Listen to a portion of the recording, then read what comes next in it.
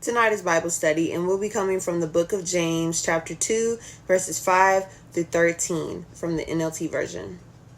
And it reads, "Listen to me, dear brothers and sisters. Hasn't God chosen the poor in this world to be rich in faith? Aren't they the ones who will inherit the kingdom he promised to those who love him? But you dishonor the poor. Isn't it the rich who oppress you and drag you into court? Aren't they the ones who slander Jesus Christ, whose noble name you bear? Yes, indeed, it is good when you obey the royal law as found in the scriptures. Love yourself as your neighbor. But if you favor people over others, you are committing a sin. You are guilty of breaking the law. For the person who keeps all the laws except one is as guilty as the person who has broken all of God's laws. For the same God who said you must not commit adultery also said you must not murder. So if you murder someone but do not commit adultery, you still have broken the law. So whatever you say or whatever you do, remember that you will be judged by the law that sets you free. There will be no mercy for those who have not shown mercy to others. But if you have been merciful, God will be merciful when he judges you." Let's talk about it. In the Bible, whenever law is said one time, 9 times out of 10 is going to be repeated again somewhere else in the Bible, because at that point you have no excuse. It's just like a teacher whenever they're requiring you to take notes and they're giving you a lesson and they keep on repeating something over and over again because 9 times out of 10 it might be on that test. Same thing with the Bible. God is emphasizing, or Jesus is emphasizing in this scripture, that these are the same people, specifically the rich, and this isn't for everyone that is rich, okay? But this is for majority of people. Some people forget where they come from whenever they get money. Some people get power and don't know how to use it. Some people get power and they abuse it. Some people get money and think money is everything, think that runs their life. They are chasing the bag. They think money is their God. And money doesn't die with you. Money isn't going to fulfill your happiness in the long run. Even in Matthew 19 verses 23 through 24, it says it is difficult for a rich man to get into the kingdom of heaven. And then he says, I'll say it again, and this is Jesus speaking. He said, it is easier for a camel to go through an eye of a needle than a rich man to get in the kingdom of heaven. And it's because people that are rich 9 times out of 10 are holding on to material things. They have experienced luxury. They have experience doing things on their own, choosing their own path, being their own God, having everything given to them, having all the access to anything they could ever ask for, and they don't want to let that go. There's even this story of a man who was inspired by Jesus. I can't remember exactly where it was in the Bible, but he was inspired by Jesus, and he came up to Jesus and was like, I'm inspired. What do I need to do? And Jesus said, mind you, this man that was speaking to Jesus was a very rich and wealthy man, okay? He came up to Jesus and was like, what do I need to do to be like you? Or to, have this faith, have these miracles happen? Jesus came up to him, or he said to him, he was like, listen, you really want to experience God? Get rid of everything you have. Get rid of all your riches, get rid of all your money, and then you'll see. And the man couldn't do it. And it's because some people know where they have started from, but you don't want to be humble. You don't want to experience adversity again. But isn't that what salvation is? Nothing about salvation is easy. It takes adversity. It takes discipline. It takes self-control. It takes loving. It takes you removing your desires for a higher purpose and a long-term goal. But Jesus said that to that man, not for him to just give up everything, but it's because that man proved Jesus's point. You want to be like me. You want to experience the miracles that I have. You want to see why I have this trust in God, but it's because I put all of my faith in God. That man had all his faith in his riches. And the only way for him to understand how Jesus was the person he was, or how he was so faithful to something that was unseen to everyone else, you had to have all your faith in God. Not just a little bit, not just some, not just most, all of it.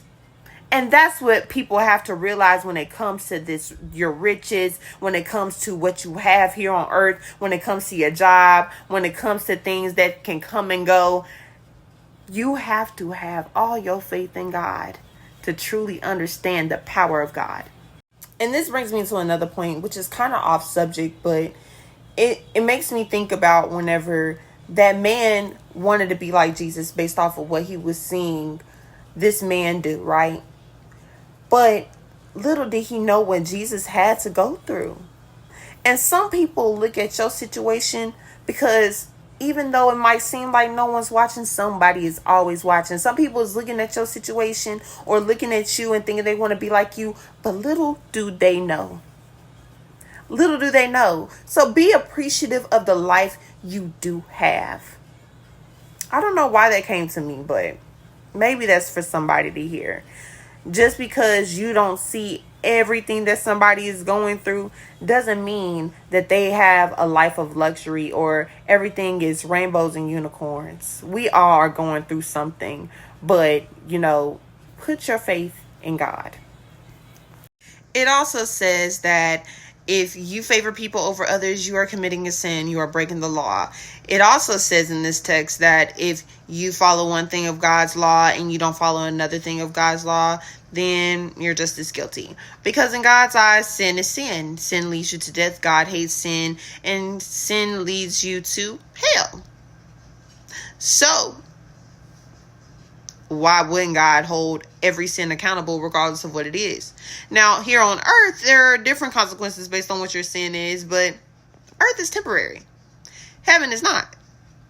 And the difference between heaven and hell is that heaven is based on if you followed God's law, resisting your desires because you love God so much, you wouldn't do that, and you're trying to aim to be like Christ, versus hell, you send yourself to hell. So why not be having different consequences for your sin?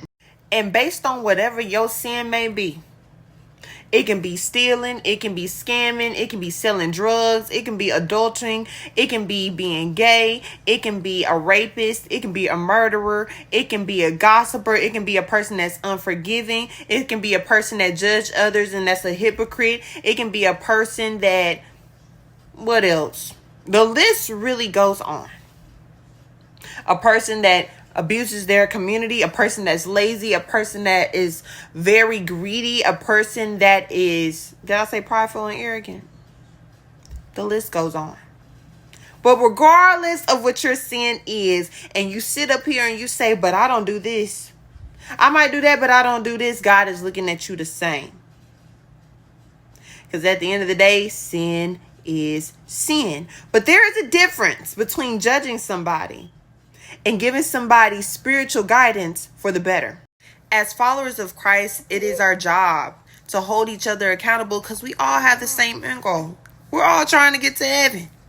But the difference between you coming to somebody about holding them accountable and coming to somebody and judging them is you coming to them on your own doing versus going to God first before you go to that person, and also coming to that person in a loving manner.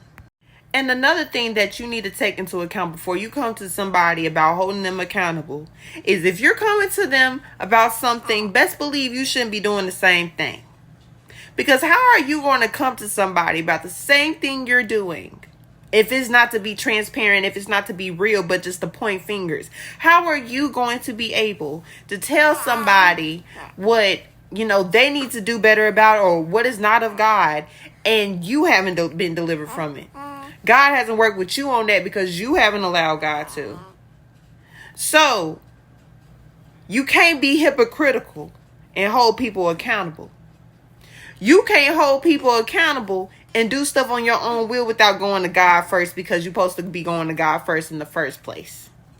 Last but not least, in verse 12 and 13, it says, so whatever you do or whatever you say, remember that you will be judged by the law that sets you free. There will be no mercy for those who show no mercy to others. But if you have been merciful, God will be merciful when he judges you. The same law that you go against is the same law that's here to help you, to set you free, and to help you get into heaven. So, why not be judged by that whenever you had the answer key? On top of that, you need to be merciful when it comes to other people. Because do y'all literally know why Jesus came on earth? God is like the judge, and Jesus is like your lawyer. Okay, he died for your sins. So you know what that means? He can speak on your behalf because he took the blame for you. He took the fall for you. So the least you can do is have mercy on other people when somebody had mercy on you.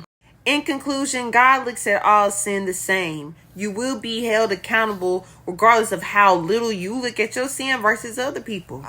Because as long as you're sinning, you're still guilty. You can't point at other people, but you can hold people accountable with love. Before you come to somebody, go to God about it, and he will let you know if the time is right or not.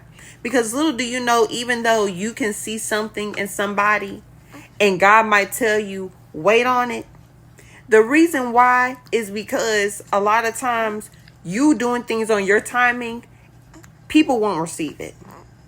But whenever God does give you the green light, it will set in somebody's spirit that is meant for them.